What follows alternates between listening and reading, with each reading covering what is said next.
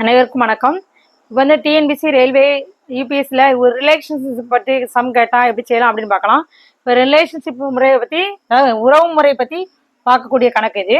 இப்போ இந்த கணக்கை பாருங்க. ஏ என்பவர் ஒரு பெண்ணிடம் தாயாரின் கணவர் தங்கை எனக்கு அத்தை என கூறினார். அப்போ ஏவிற்கு அப்பன் என்ன உறவுன்னு கேட்டிருக்காங்க. இப்போ நம்ம ஏன்னு ஒரு பேர்சன் எடுத்துக்கிடுவோம். இது ஏங்கிறது ஒரு பேர்சன். இந்த பேர்சன் வந்து என்ன பண்றாருன்னா, ஒரு பெண்ணிட்ட ஒரு கேர்ள்கிட்ட என்ன சொல்றாருன்னா, உன் தாயாரின், அப்ப இந்த பெண்ணோட தாயார், அந்த பெண்ணுக்கு தாயார், அப்போ அவங்க என்ன ரிலேஷன், அம்மா.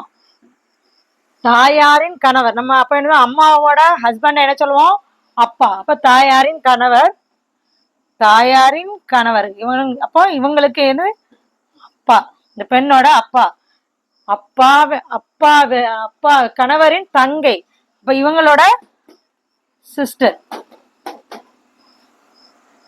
அப்ப என்ன முறைனா அத்தை முறை.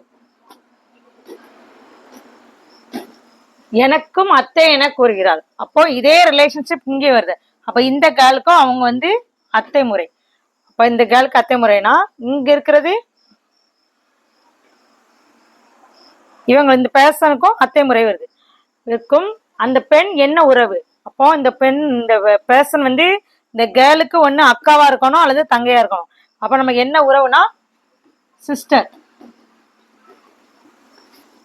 தான் ஆன்சர். இந்த பெண்ணோட, இந்த கேர்ளோட அத்தை இவங்களுக்கும் அத்தைனா, அப்ப இந்த பேர்சன் வந்து ஒரு பெண்ணு.